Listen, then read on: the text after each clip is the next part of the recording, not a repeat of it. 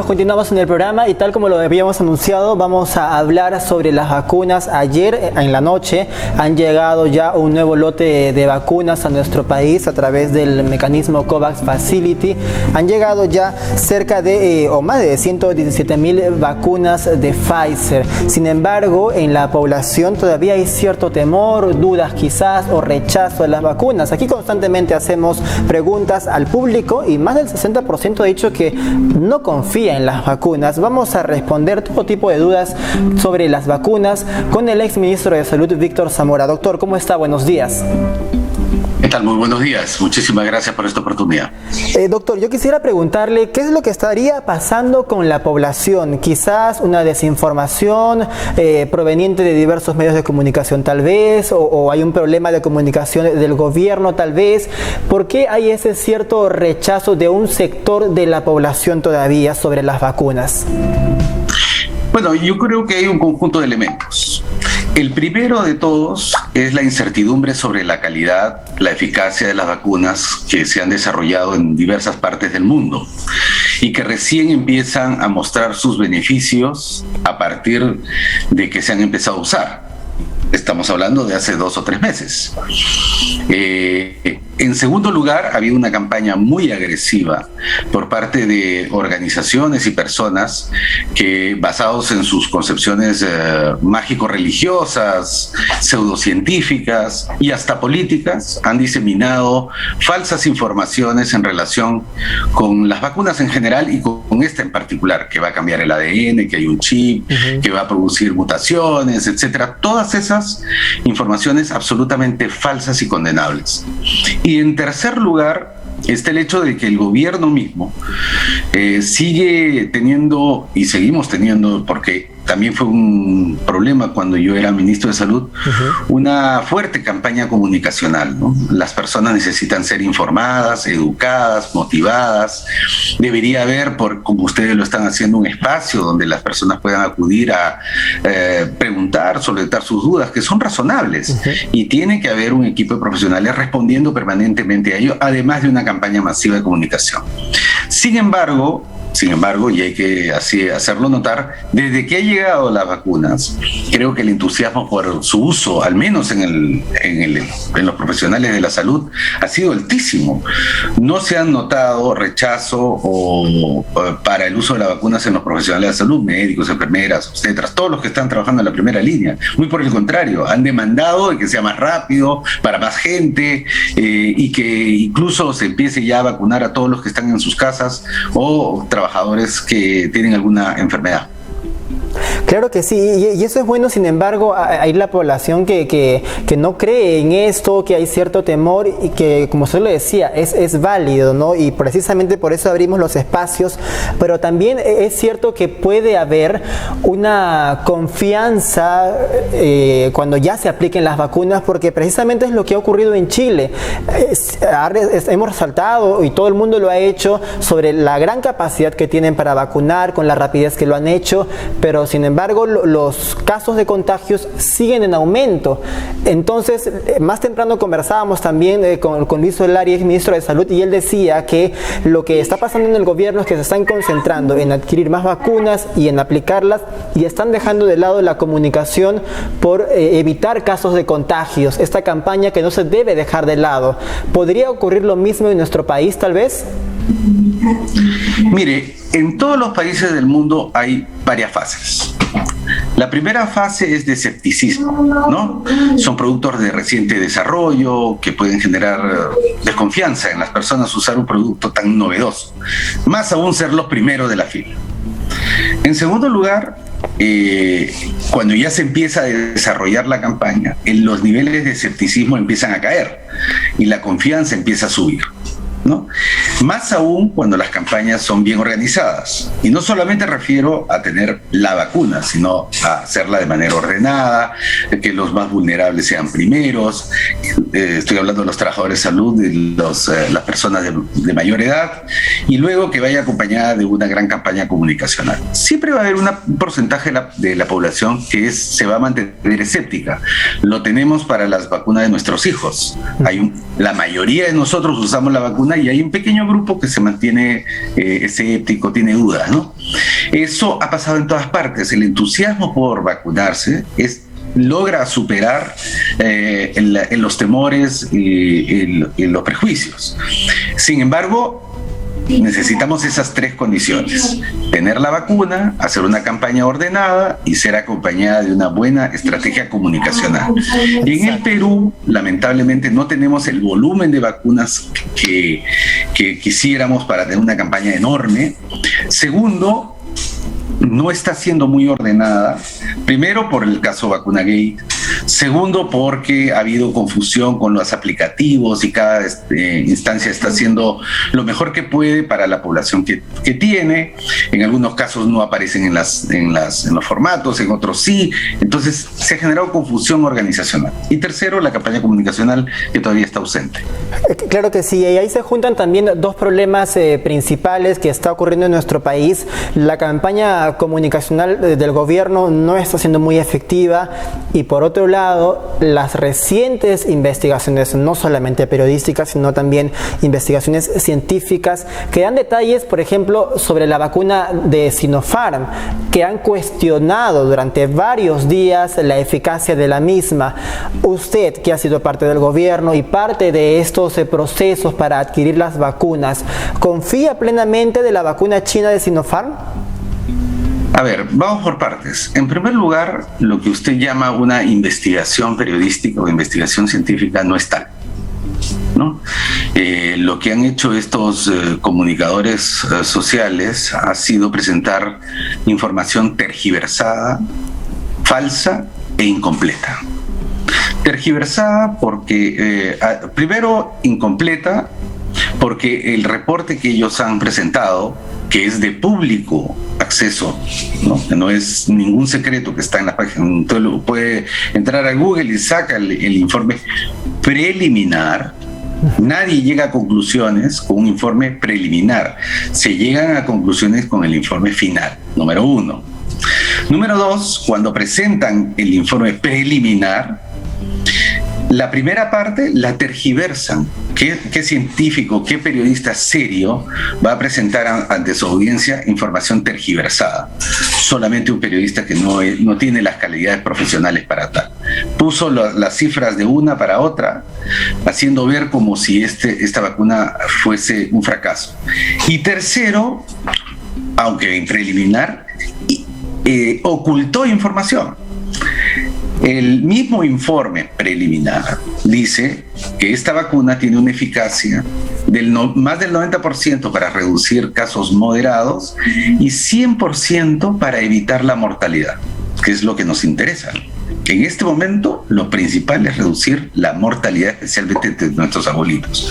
O sea, esos periodistas, si los podemos llamar de esa manera, presentaron información incompleta, tergiversada, y ocultaron parte importante de ese informe, lo que ha generado zozobra, miedo, dudas, que en medio de una pandemia es un daño enorme, que yo creo que debería ser penalizado si es que hubiese alguna norma que así lo señale, porque generar terror en la comunidad con información falsa no se puede permitir, especialmente en los medios de comunicación que usan el espacio radioeléctrico del país. Bueno, lo que se ha logrado, y eso es cierto, es que se incremente en un sector de la población las dudas, y precisamente estamos aquí para eso, para absolver todas las dudas. Sobre la vacuna de Sinopharm, ha salido la información de los Emiratos Árabes, a quien la misma Premier ha dado como garantía de que se tomaron en cuenta para el uso de esta vacuna. Recientemente se ha dado a conocer de que se estaría aplicando una tercera dosis de la vacuna de Sinopharm a quienes no pudieron lograr tener suficientes anticuerpos. ¿Podría pasar lo mismo, o en qué condiciones se ha desarrollado esto? ¿Qué sabemos de eso, doctor? El informe de la Premier refiere también a estudios preliminares que se están realizando con respecto al virus y sus variantes. No hay que olvidar que todas las vacunas fueron desarrolladas para la versión número 1 del virus. Exacto. pero hay una versión modificada de ese virus y no todas las vacunas están respondiendo con la misma eficacia para esa versión modificada. Incluso la vacuna Pfizer se está evaluando la posibilidad de tener una tercera dosis en el caso que fuera necesario para variantes más agresivas como la que se está presentando en Brasil. Todo esto es un proceso en evolución, nada está escrito en piedra.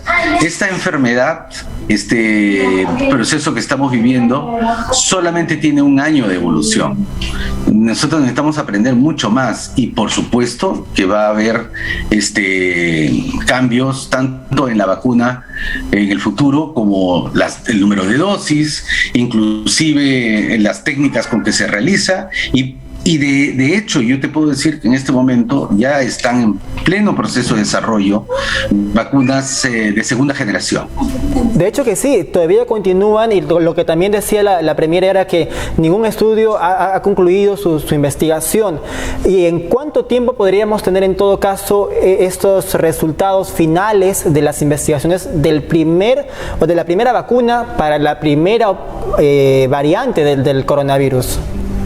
Como bien ha dicho la Premier, y eso es conocimiento público, no hay una sola vacuna, ¿no?, que haya terminado de completar sus estudios. ¿Por qué? Porque incluso si han logrado tener ya el registro sanitario definitivo, faltan fases post-vacunales. O sea, una vacuna se sigue en su desarrollo anterior a ponerlo a un ser humano, durante su estudio con seres humanos, y luego se hace seguimiento por mucho tiempo, meses, años, a las personas que ya recibieron la vacuna, para ver, por ejemplo, entre otras cosas, cuánto tiempo le dura la defensa. Si va a haber un efecto secundario hacia adelante, que hoy día no lo podemos saber, porque es un producto nuevo. Entonces, ¿qué tenemos en este momento? Tenemos tres alternativas, ¿no? La primera es no usar ninguna vacuna. La segunda, si tuviésemos la posibilidad, elegir la vacuna que queremos tener, y en este momento solamente tenemos dos opciones, Sinopharm y Pfizer en el Perú. Y la tercera, esperar a que salga la vacuna perfecta, ¿no? Entonces, yo considero, y como nos está viendo mucha gente, de que en este momento este es la mejor herramienta de protección que tenemos, aparte de nuestra mascarilla, nuestro distanciamiento social. Finalmente, antes de pasar a tu otra pregunta, ojo, la vacuna no previene la infección. No previene la infección. Lo que hace es reducir los síntomas en los casos leves, hace reducir las formas moderadas y, lo fundamental, reduce la muerte. En el caso de casi todas las vacunas, la muerte es reducida casi a un 100%. Es decir, también, doctor, que no podríamos descartar que haya terceras dosis en el caso de Sinopharm, en el caso de Pfizer, de no desarrollar suficientes anticuerpos como ha ocurrido en los Emiratos Árabes. No solamente no podemos descartar una tercera dosis, sino tampoco podemos descartar el hecho de que el próximo año nos tengamos que volver a vacunar todos. A pesar de recibir todas estas vacunas. ¿Perdón? A pesar de recibir todas estas vacunas. Pero por supuesto, porque no sabemos el tiempo que dura la inmunidad con esta vacuna. Muy bien. Le pongo un ejemplo. Nuestros abuelitos se vacunan todos los años contra la neumonía y la influenza. El de la neumonía es una vacuna para toda la vida, pero la influenza uno tiene que vacunarse todos los años, porque el virus cambia y se desarrolla una nueva vacuna, entonces hay que ir a vacunarse nuevamente contra la nueva forma.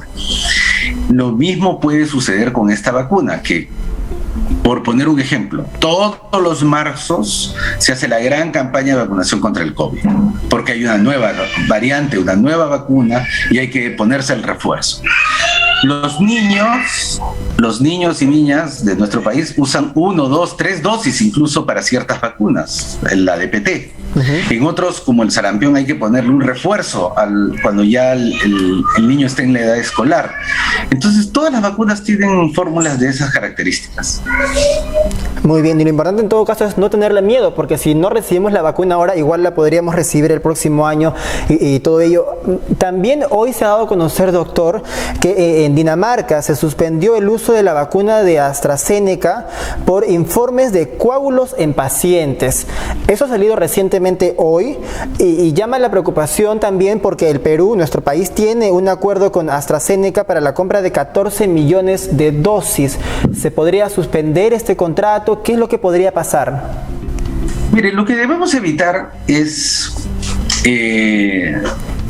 tratar de tomar acciones como suspender el estudio, suspender la compra, cuando los resultados que se presentan son resultados en un país y son hallazgos en ciertas localidades. Lo que hay que ver es qué es lo que está pasando. Hay que estar atento a cuáles son los efectos secundarios que esta vacuna puede producir, si protege a toda la población. Pero tomar decisiones de esa magnitud por un hallazgo, por un evento, no es serio, ni con la salud pública, ni con los acuerdos comerciales que se tienen. Imagínense que cuando se empezó la vacunación con Pfizer en Inglaterra, hubo 2 casos de crisis de shock anafiláctico en los pacientes que estaban recibiendo. Entonces ya hubiésemos cortado el contrato con Pfizer. O ya hubiésemos cortado el contrato con otra empresa porque en otro lugar también lo rechazaron en un cierto nivel de población. La salud pública no se maneja de esa manera. Todas las vacunas que usamos en el mundo, hay un pequeño porcentaje que tiene efectos secundarios. Todas las vacunas, incluso las que usamos regularmente para nuestros niños. Yo he vacunado a mis hijos, a todos ellos, todas sus vacunas, consciente de que hay un riesgo en todas ellas de tener un efecto secundario, pero que es menor. Frente a la posibilidad de que tengan la enfermedad, he tenido que tomar una decisión de protegerlos y tomar esos riesgos. Claro que sí. Hay otro cuestionamiento también, doctor, a lo que usted decía, las vacunas de Pfizer, por ejemplo. Carlos Neuhaus también ha dicho que no tendríamos la capacidad para almacenar estas vacunas en especial, que requieren una cadena de frío especial a una cantidad bajo cero considerable. ¿Esto sería cierto? ¿Cómo lo ve usted? Bueno, eso lo sabíamos desde el año pasado. Desde que se empezaron las negociaciones con Pfizer, se sabía que esta vacuna requería necesitábamos 2 cosas en el país. Una capacidad de almacenamiento a esas temperaturas. No la tenemos. Nosotros tenemos una capacidad limitada para almacenar esas vacunas a esas temperaturas en todo el país. La tenemos en ciertos lugares muy contados en nuestra patria. Y en ese sentido no hemos avanzado lo suficiente. Tampoco tenemos la capacidad como para mantener la vacuna, después que se abre el paquete, de mantenerlo mucho tiempo abierto. Para eso se necesita una gran movilización de hielo seco, cosa que tampoco tenemos en el país. Por lo tanto, ¿cómo se adaptan los países cuando no tienen esas capacidades? Se concentra la vacunación en ciertos lugares donde sí existe esa capacidad. Y segundo, se adquieren vacunas que no necesiten ese nivel de refrigeración. Por ejemplo, el resto de vacunas no necesitan esa refrigeración especial. De hecho, la vacuna china de Sinopharm no la necesita, Oxford AstraZeneca tampoco. Johnson & Johnson tiene una ventaja adicional, la vacuna de Johnson & Johnson que acaba de ser aprobada en los Estados Unidos, que es solamente una dosis, no necesita la persona venir a tener una segunda dosis, y esa debemos adquirirla para vacunar, por ejemplo, a las comunidades remotas, donde es difícil enviar una enfermera a vacunar, a poner la primera dosis, 15 días después volverla a enviar para que ponga la segunda dosis. Ahí solamente se necesitan vacunas con una sola dosis y que puedan manejarse con temperatura regular. Entonces tenemos que hacer varias combinaciones para lograr el objetivo de vacunar a todos de manera gratuita, de manera segura y rápida. De hecho que sí, hay que ser muy estratega. Sin embargo, hay cierto temor porque todavía hay demoras para lograr un contrato, también la baja producción que hay en otros países, pero en específico la vacuna de Pfizer, que es la que requiere una cadena de frío especial. Sobre esta vacuna que ya llegó a nuestro país y que se han estado aplicando, ¿podrían haber más demoras en comparación con otras vacunas? Precisamente por eso, por la cadena de frío que requiere. No solo por la cadena de frío, sino también por la capacidad de producción que tiene Pfizer. De hecho, ya que usted ha mencionado Noruega ha postergado su vacunación de la segunda dosis porque Pfizer no ha podido entregarles la dotación de vacuna que requerían para esta segunda ronda. Ha pasado en otros lugares donde otras vacunas no han podido, a otras empresas que producen vacunas no han podido cumplir con los contratos que han sido firmados con los estados. Esa es la razón por la cual en el Perú también venimos discutiendo sobre la participación del sector privado, ¿no? En este momento la oferta no puede en este momento cumplir con todas sus obligaciones con los casi 200 países contratantes y los millones y millones de contratos que están detrás de ello. También eso ha sido una discusión banal, sin sentido, que estamos teniendo en el Perú, porque no existe posibilidad de que, por ejemplo, los gobernadores regionales estaban pidiendo que ellos salieran a comprar la vacuna en el mercado. Eso no va a pasar. Ni existe suficiente mercado, ni los que venden lo están permitiendo. Los que venden las vacunas, que son las empresas productoras, lo están haciendo los estados. No lo están haciendo a subestados, a gobiernos regionales, ni tampoco al sector privado. Bueno, en sus palabras sería prácticamente un sueño pensar que los gobernadores o las municipalidades podrían obtener de alguna manera las vacunas. Ya pasando a otro tema, doctor, preocupa también que las personas que acudan a las urnas este 11 de abril no reciban las vacunas, y me refiero a los miembros de mesa. Ya se ha confirmado que no van a recibir, quizás lo hagan en la segunda vuelta, pero tampoco se ha confirmado. ¿Cuál es el peligro del contagio en las elecciones? Mire, en primer lugar, en relación a la pregunta anterior, yo me permitiría hacer una sugerencia a los gobiernos regionales y los gobiernos locales, que una gran contribución de ellos durante toda la pandemia ha sido y debería continuar siendo que instalen y pongan en mantenimiento y en operación sus plantas de oxígeno. Claro. En vez de preocuparse por las vacunas a las cuales no van a poder tener acceso en este momento, dirijan sus fuerzas y sus entusiasmos a las plantas de oxígeno, que sí es una responsabilidad de los gobiernos regionales tenerlas instaladas en sus respectivos hospitales, porque bajo la ley de descentralización ellos son los directamente responsables de los servicios. Por lo tanto, deberían concentrar sus esfuerzos, sus inteligencias, sus recursos para mantener, ampliar su dotación de oxígeno para la población, que es la principal causa de muerte hoy. No está matando el virus con la velocidad con la que mata la falta de oxígeno.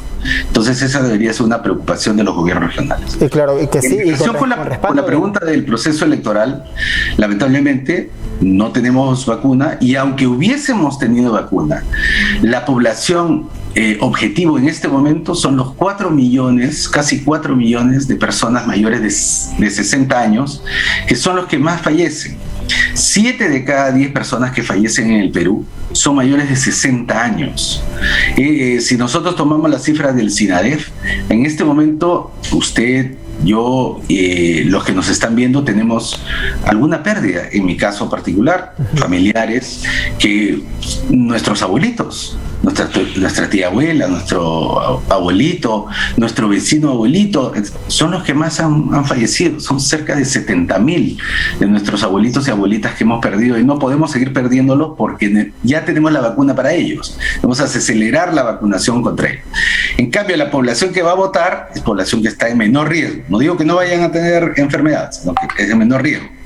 Para ello se ha triplicado la cantidad de mesas electorales. Se ha pasado de 4.000 o 5.000 a cerca de 15.000. Se han ampliado un poco los horarios, se van a poner en lugares muy ventilados y tratando de reducir al máximo la posibilidad de infección. No se olviden que no somos el único país que tiene elecciones durante la pandemia. Lo ha tenido Estados Unidos, Ecuador, Chile, Bolivia, todos han hecho con estrictos protocolos y no ha habido eventos que lamentar relacionados con la votación. ¿Y en todo caso se podría evaluar un voto voluntario en el caso de los adultos mayores? Los adultos mayores ya tienen un voto facultativo. Los adultos mayores a partir de los 65 años no están obligados a votar. No lo hacen regularmente. En lo que yo entiendo es que históricamente la cantidad de personas mayores de 65 años que ejercen su voto no teniendo que ir es aproximadamente 60%. Muy bien. Ahora que el riesgo de morir en ellos es mayor, bueno, yo los invitaría a reflexionar si tienen necesidad de salir a votar en esa fecha, o mejor mantengan en casa porque su voto no es obligatorio. Claro que sí, ¿no? Y lo cierto también es que más allá de los adultos mayores hay personas que siguen incumpliendo las medidas de bioseguridad y parece que nunca aprendemos. Más allá de eso también, ya en este marco de las elecciones, hay muchos candidatos que prometen, aseguran que van a conseguir las vacunas en el 2021, que prometen que en 90 días van a controlar la pandemia. ¿Qué tan viable es cierto? ¿Cómo debe procesar la información del electorado? Bueno, en primer lugar, yo creo que los candidatos no deben prometer algo que es una obligación de todo gobernante hacer. Es como prometer que voy a gobernar, prometer que voy a dar educación. Bueno, es una obligación. Lo que sí van a enfrentar es lo mismo que está enfrentando este gobierno de transición y el gobierno anterior. Es un mercado muy duro. 98% de las vacunas disponibles el día de hoy en el mundo se están usando en los países desarrollados.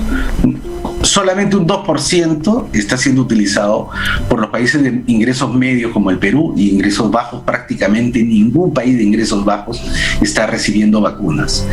No se dejen engañar por las comparaciones con Chile, con Colombia, con otros países, porque Chile efectivamente tiene una vacunación muy importante, su legislación, y eso es algo que los congresistas debieron haber evaluado.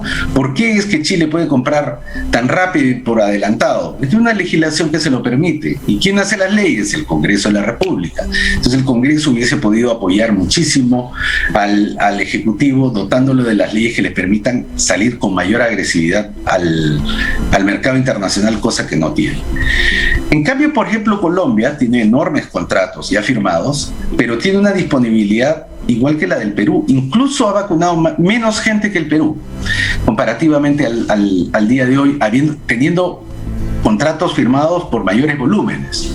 Y eso se debe a que las empresas que proveen de estos insumos no lo están cumpliendo en las fechas y en el ritmo planteado, y así están los contratos. Muy bien. Antes de finalizar, doctor, quisiera su opinión en torno al respaldo a la vacuna peruana, la de Farvet. Lo que se ha dado a conocer es que van a realizar su fase de ensayos en humanos en el extranjero. ¿Por qué no se podría realizar en nuestro país? Bueno, yo desconozco realmente las razones por las cuales no podrían hacerlo en el país cuando existen 4 vacunas ya en desarrollo de investigación en el Perú internacionales. Tenemos a Johnson & Johnson, CureVac, Sinopharm y Oxford AstraZeneca, que están realizando sus investigaciones en el Perú según los estándares internacionales de investigaciones con seres humanos. Yo creo que en el caso de Farvet, lo que ha trascendido y es este ruido que generó las propias declaraciones del investigador principal o promotor de esta vacuna, de haberla utilizado incluso antes de haber sido probada, antes de que pueda ser probada con seres humanos. Él ya lo había usado para sí mismo, sus familiares y parte de sus trabajadores, lo que es una violación ética importante y que necesita ser investigado a profundidad. Luego ha afirmado de que no, que ha sido es falso lo que ha informado, que no quiso decir lo que dijo.